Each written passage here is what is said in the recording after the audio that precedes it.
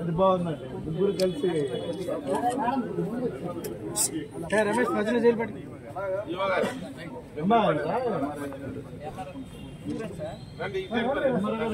మధుగారు jail పెట్టకండి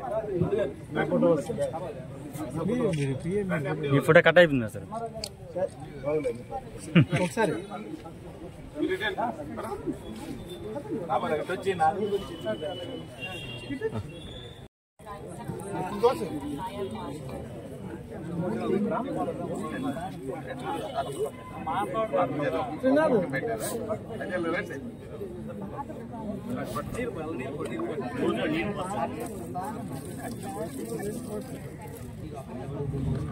okay sir రాబోయే తరానికి అదొక ఆదర్శమైన మార్గం కాబట్టి ఇటువంటి పరదేశ పాలనలో ఎంతోమంది ఎన్నో పోరాటాలు చేసి త్యాగాలు చేసి ఈ స్వతంత్రాన్ని సంపాదించడంలో మరి కొండగుచ్చులై అవ్వనప్పటికీ ఒక అహింస అనే ఆయుధాన్ని పట్టుకొని మరి సత్యాగ్రహాన్ని ఆయుధంగా పట్టుకొని ఈ స్వతంత్ర భారతాన్ని స్వతంత్రం సంపాదించిన ఘనత మరి మన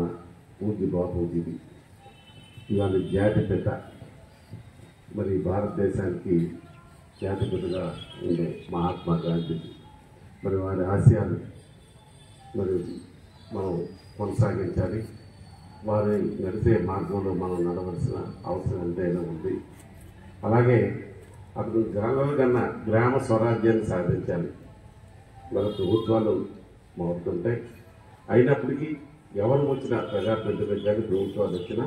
మనం గాంధేయ మార్గాన్ని వెళ్లకుండా గాంధేయ ఆశయాల్ని ఏవైతే స్వచ్ఛ భారత్ కానీ